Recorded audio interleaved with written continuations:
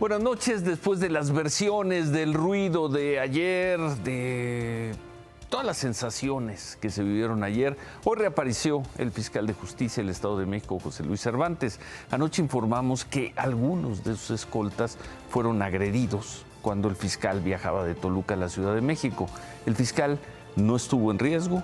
Ayer lo perfilábamos, hoy lo confirmamos. Hoy se reunió con la gobernadora Delfina Gómez, de acuerdo con la versión de la Fiscalía del Estado de México y información recabada por Imagen Noticias. Los hechos de ayer se dieron así.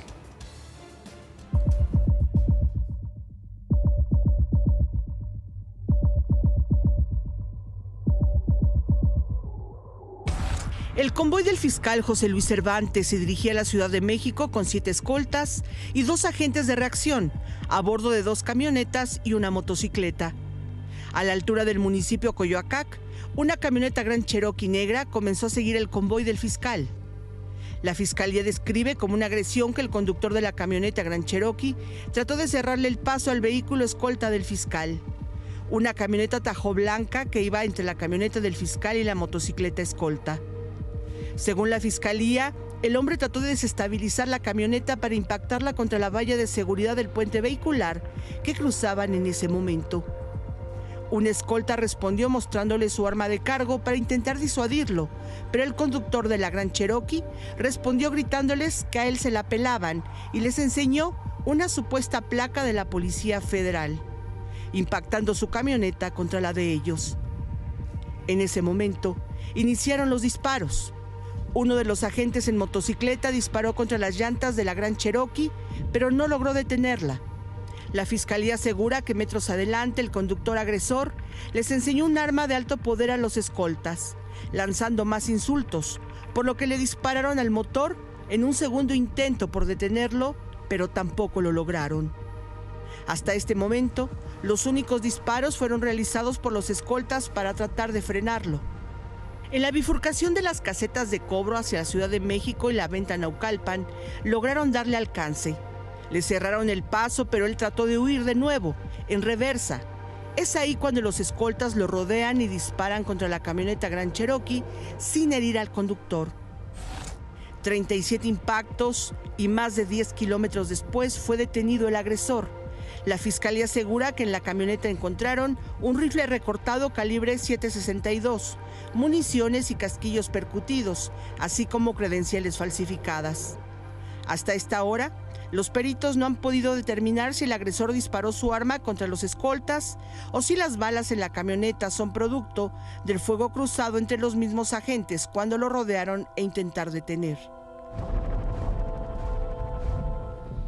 Y ahí están los datos, ahí están los hechos. Quizá cuando terminen los peritajes se modifiquen algunos, pero no en lo sustantivo. Lo que ocurrió ayer en la tarde fue esencialmente como lo acaba de describir Miriam Moreno. Desde anoche señalamos que no había información para establecer que se había tratado de una agresión planeada o dirigida contra el fiscal Cervantes.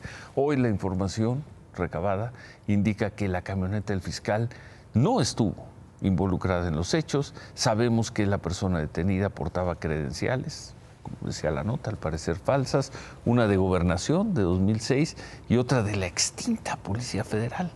Sabemos que se negó a que se le hiciera la prueba de radiosonato para saber si había disparado o no y que se negó a que se le hicieran los exámenes para determinar si estaba bajo el influjo de alguna droga o del alcohol. Por lo pronto, su abogado, quien lo está defendiendo, rechazó la versión de que su cliente haya agredido a la escolta del fiscal. Qué peligroso podría ser que a cualquier persona inocente se le prive legalmente de su libertad. Incluso cuando se le prive, sea golpeado para poder aceptar hechos que no son ciertos. Pero así como lo quieren poner en los medios de comunicación, es completamente una falacia por parte del fiscal general del Estado, y que él se preste a este tipo de situaciones, sí es algo que nos causa a nosotros una alarma.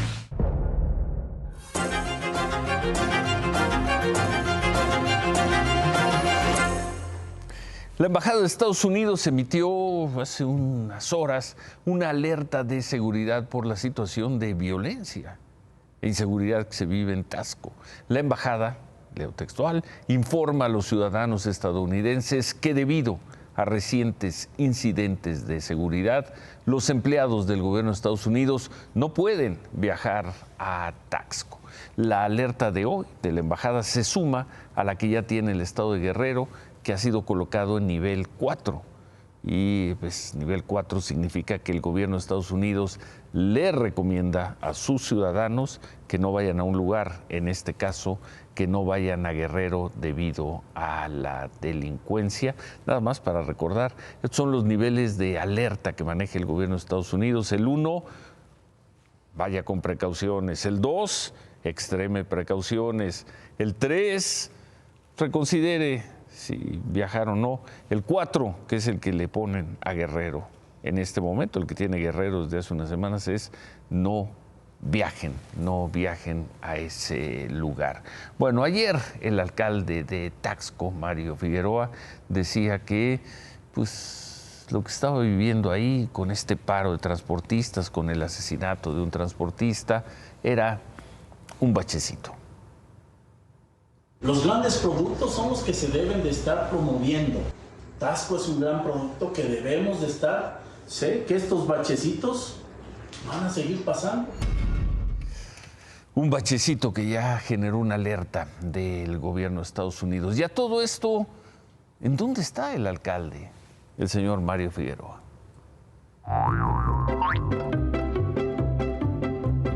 Venimos a preguntar de nuevo si está el alcalde. Muy amable, gracias. Pues por segundo día consecutivo venimos a preguntar si se encuentra el alcalde en sus oficinas. Disculpe, ¿se encuentra el alcalde? Por el momento no se encuentra. Vino en la mañana, está atendiendo reuniones en este momento. Nos habían dicho ayer que había un momento en el que podría estar aquí en la oficina. ¿Nos podrían decir en qué momento podríamos venir a preguntar y poder encontrar al alcalde? Él vino en la mañana, estuvo aquí, estuvo atendiendo ciudadanos y después salió a reuniones. No hay un momento en el que podamos El día de buscarlo. hoy está atendiendo reuniones, entonces no creo que regrese. Ok. Le agradezco mucho. Un placer. Y bueno, eso es lo que la respuesta que hemos recibido derivado de, bueno, pues esta búsqueda que hemos hecho del alcalde, quien ha dicho en diversas ocasiones que ya regresó de España, de Madrid, a atender este tema de inseguridad en el municipio de Taxco, pero no hemos tenido éxito hasta el momento de encontrarlo y que nos otorgue una entrevista. Él decía, insisto, que él estaba dispuesto a dar la cara, a dar una explicación y a buscar una solución. Hoy no ha dado la cara, ni tampoco ha encontrado una solución, porque hoy el paro de transporte sigue en el municipio de Taxco. Y quizá fue coincidencia, quizá fue una broma o quizá no, pero después de que Pedro hiciera esta grabación, mediodía en Taxco, recibió una llamada, vamos a decirlo esta noche nada más, recibió una llamada de alguien que le dijo, compañero, regrésese por donde vino. Y bueno, y obviamente salió de Taxco. Van 6 días de que está parado el transporte en Taxco.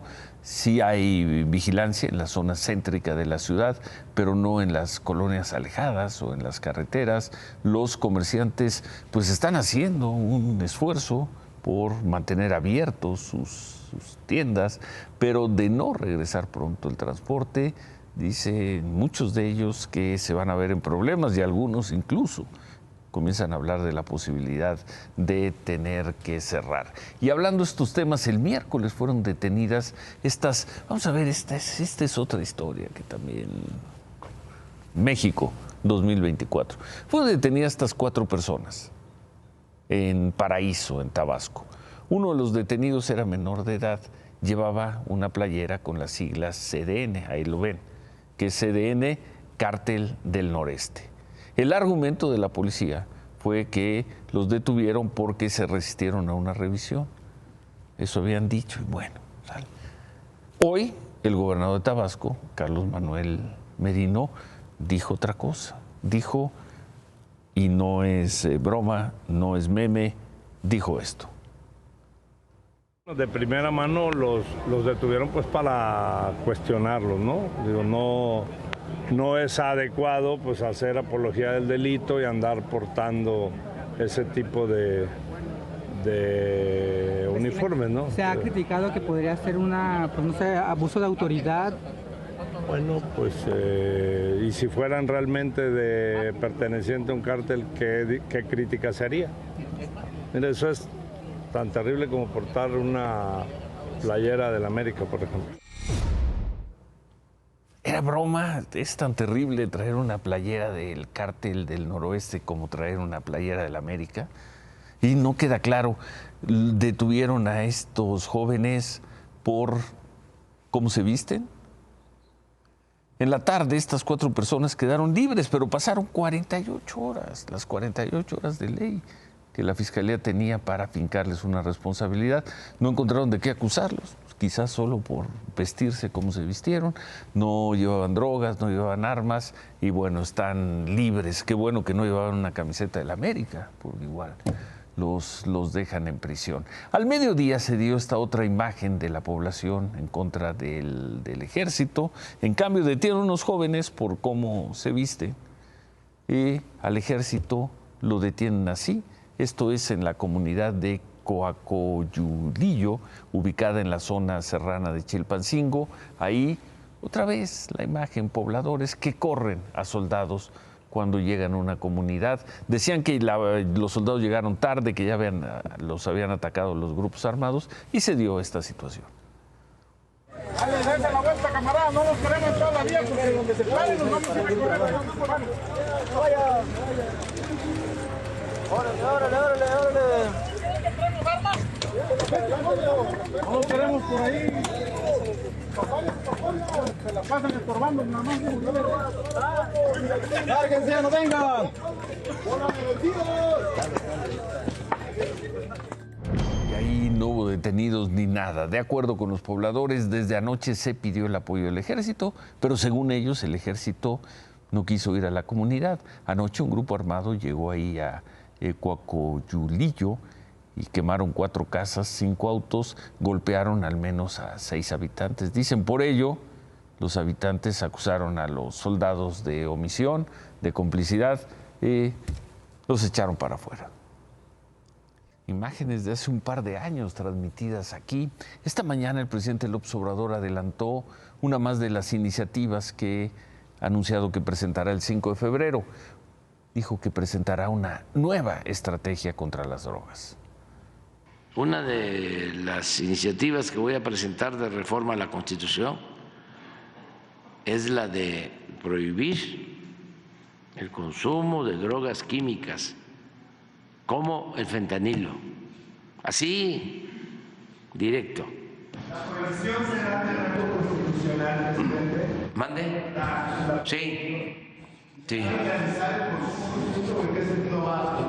Vamos a buscar la forma, pero vamos a actuar con severidad. Xóchitl Gálvez, que estuvo en un foro sobre gobernanza, estaba en Toluca, cuando llegó le preguntaron sobre esta iniciativa que dice el presidente que presentará en torno de las drogas químicas y el fentanilo. Pues claro que no es el camino. El tema es, pues obviamente evitar que entre el fentanilo a México. Él tiene maneras de hacerlo a través de las aduanas. Las aduanas mexicanas se han vuelto sumamente porosas y sí debe haber una política de prevención que no la ha habido. En ese sentido, pues simplemente poner en la Constitución que está prohibido matar, está prohibido que no haya educación superior. O sea, pues no es un derecho que se cumple, o sea, no es la solución.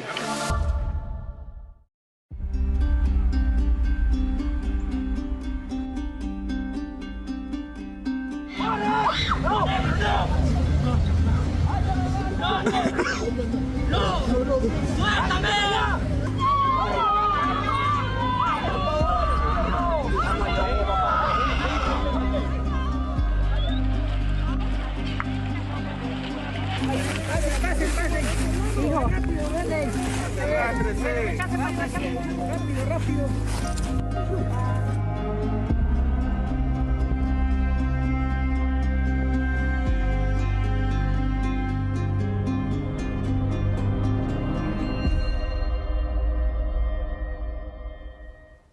Claudia, buenas noches. Ciro, buenas noches. La crisis migrante. Y por primera vez en la historia, Estados Unidos procesó en un mes a más de 300,000 migrantes que trataron de cruzar ilegalmente desde México.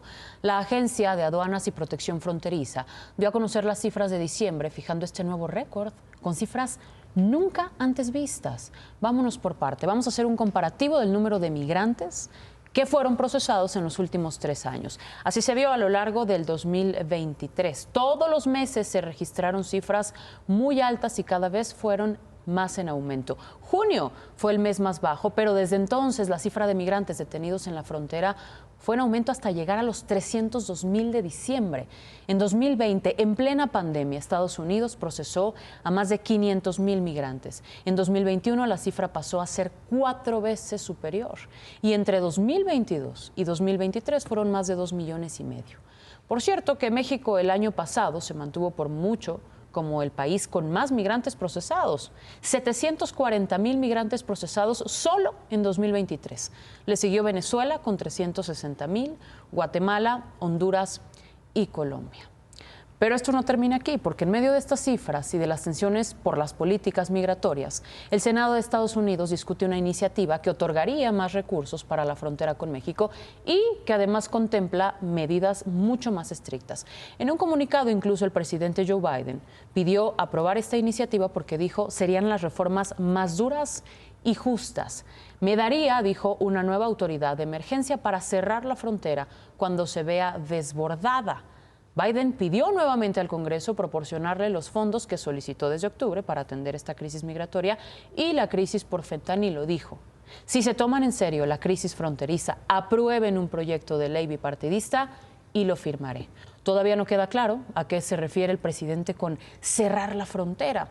Todo indica que cerraría el tránsito de los cruces oficiales. Lo que sí se sabe ya desde esta iniciativa es que para cerrar la frontera, como promete el presidente Joe Biden, se tendría que dar esta condición: un promedio de 5,000 migrantes procesados por día durante una semana. Comparemos este escenario con la realidad de diciembre, donde el promedio de migrantes detenidos al día el doble. Fue de casi el doble, 9,740 migrantes detenidos, Ciro.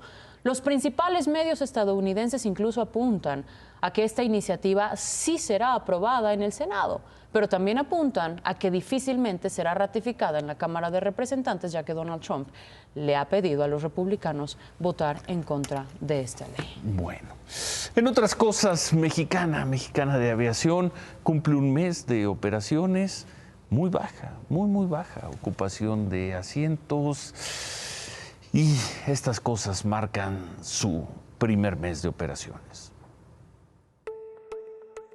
Mexicana 1788, buenos días, de Torre Lucía, pista 04 central, QNH 30.29, ruede vía Kilo 2 y mantenga fuera de pista 04 central.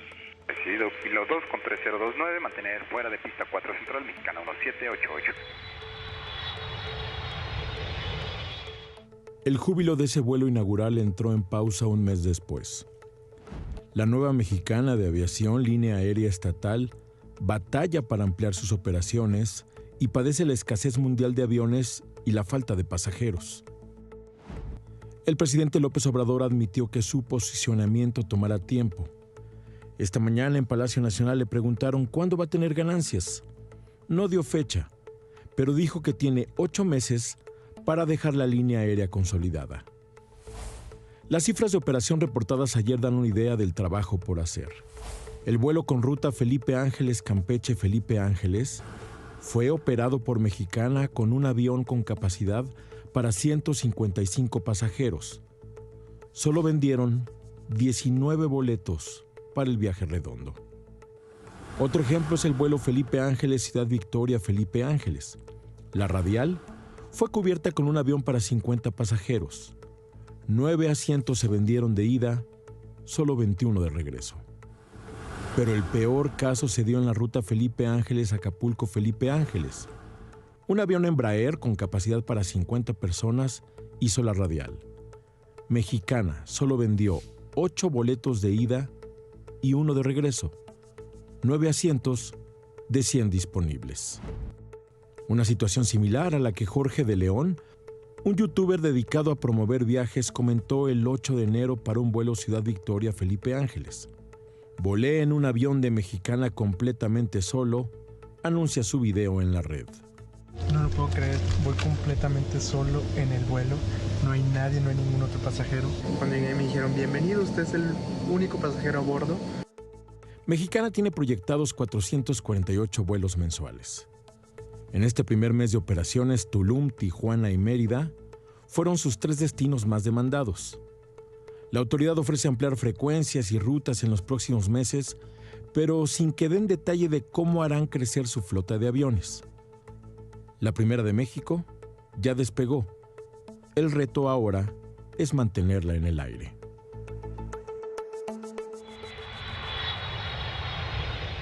Un mes de operaciones de Mexicana. El presidente dice que hay que esperar que en 8 meses, cuando termine su gobierno, las cosas serán distintas.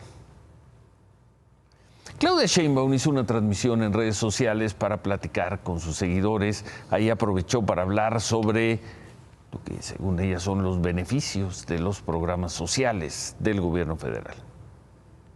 Aquí es distinto, se riega desde abajo la economía, alcanza para muchos más y para los que menos tienen, y así pues obviamente la economía se potencia. Por eso hoy pues hay mayor inversión extranjera directa, ha disminuido la pobreza, han disminuido las desigualdades, y esto es parte pues de lo que llamamos el humanismo mexicano o la cuarta transformación.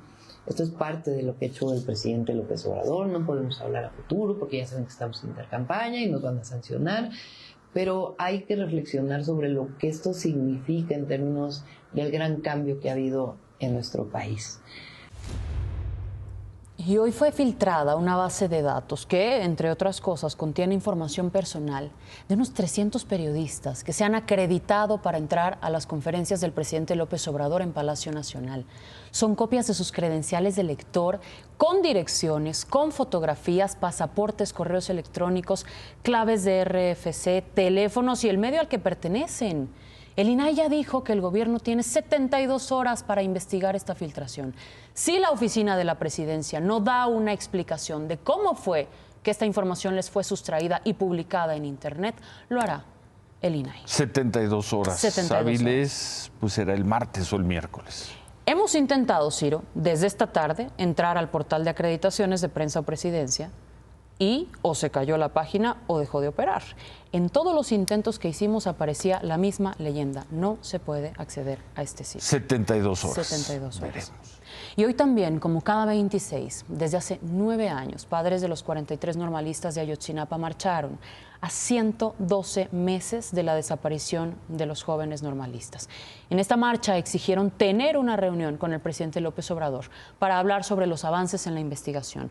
Solicitaron que el grupo de expertos independientes regrese, vuelva a formar parte de esta investigación, porque ellos no ven que el gobierno federal avance. Insisten también en que el gobierno no les ha proporcionado los documentos que involucran al ejército en los hechos de Iguala. Promesa que ha hecho el presidente una y otra vez, inclusive la hizo la semana pasada, y por lo menos hasta hoy no han sido esclarecidos estos documentos, no se han entregado. No se ha entregado esta información. Los expertos que integran el Comité de Moléculas Nuevas de la COFEPRIS, por cierto, emitieron una opinión favorable a la solicitud de autorización para uso de emergencia de la vacuna Patria.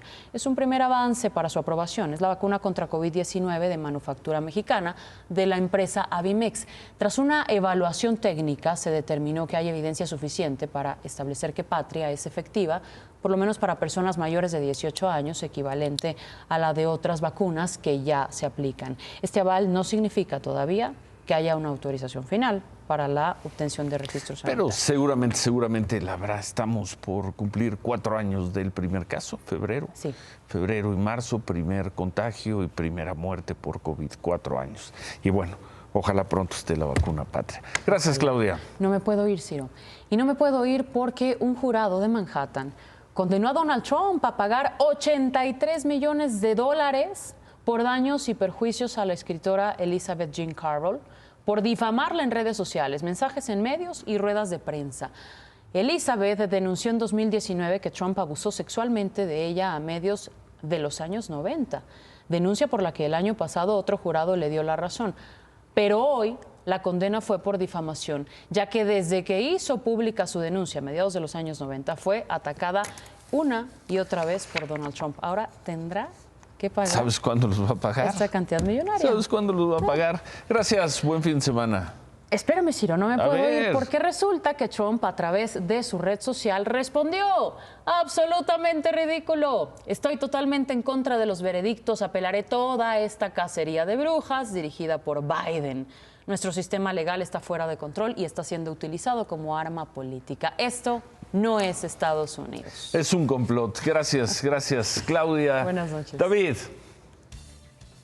Aeroméxico y Delta podrían dejar de ser socios comerciales, no por decisión de ellos, sino por decisión del gobierno. Ahora te platico, Ciro. La alianza entre Aeroméxico y Delta, que tanto bien le ha hecho a la aviación mexicana, al transporte mexicano, podría caerse. Ciro, ¿cómo estás? Muy buenas noches. ¿Podría? Sí, hoy el Departamento de Transporte de los Estados Unidos dijo que tentativamente no les va a dar la autorización para que sigan aliados. Hay que recordar, en 2016 les dio un permiso monopólico para que se aliaran. Este permiso vence a finales de octubre de este año. Entonces ya le preguntaron que cómo vería y dice que tentativamente no lo va a hacer. ¿Qué es lo que le molesta al Departamento del Transporte de Estados Unidos? Que no hay un trato justo para las líneas aéreas de los Estados Unidos en México. Que las decisiones que ha tomado el gobierno, como de obligar al transporte de carga dedicado a irse a la IFA y en la modo que lo hicieron, como la militarización del espacio aéreo, como el no dejar los suficientes slots en el aeropuerto de la Ciudad de México y en general la política de aviación no genera condiciones para que renueven este permiso. Habría que recordar que a mediados del año pasado, Viva Aerobús trató de hacer una alianza con Alliant y no les dieron permiso bajo estos mismos principios. A ver, muy bien. Falta mucho para octubre. Pues ya. Falta mucho. Pero ya les dijeron que tentativamente no les van a dar la alianza. ¿Te acuerdas que ayer te decía? Tentativamente, de aquí a octubre puede pasar todo. De aquí a octubre lo que tendría que pasar es que el gobierno mexicano empiece a hacer buenos acuerdos binacionales como los que se tienen siempre, que el gobierno mexicano pues deje de imponer su ley que daña a las empresas de los Estados Unidos. Y si no, se va a perder esa gran alianza. Falta mucho, ¿eh? Pero falta mucho. Hoy hay un comunicado donde dice, tentativamente no les vamos a dar autorización de que sigan juntos. Y todo lo que esto implica, y es un resumen de lo que ha sido la política de aviación durante este sexenio. Remátala, David. No voy a rematar. No, porque ya los viernes, ¿no? ¿Quieres que remate los viernes? Tú que tú mandes. Pero para la próxima, entonces. Para la próxima, tengan un feliz fin de semana. Nos vamos a pausa y al regresar, ¿se acuerdan de la muerte de la joven Ariadna? Noviembre de 2022, ¿se acuerdan de la fiscal Ernestina Godoy, del fiscal de Morelos? Pues las cosas, hubo una resolución que indicaría que las cosas están tomando otro curso. Volvemos con eso.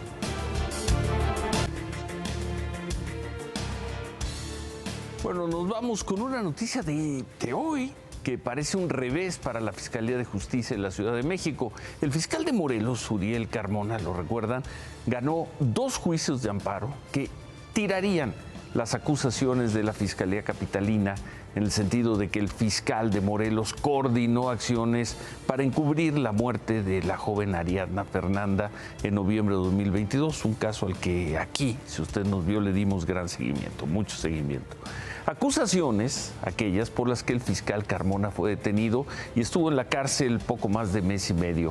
Hoy, un juzgado federal de amparo en materia penal determinó que que no había pruebas en contra del fiscal Carmona para vincularlo a proceso por feminicidio y encubrimiento por favorecimiento.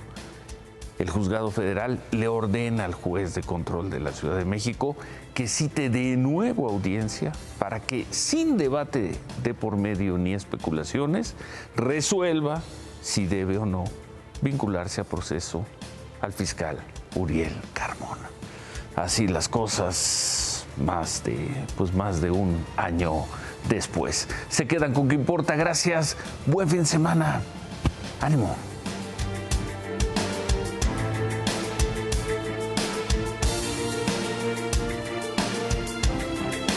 Imagen Noticias, acompáñenos de lunes a viernes, 10:30 de la noche, a través de Imagen Televisión por el 3.1 y síganos también en nuestras redes sociales.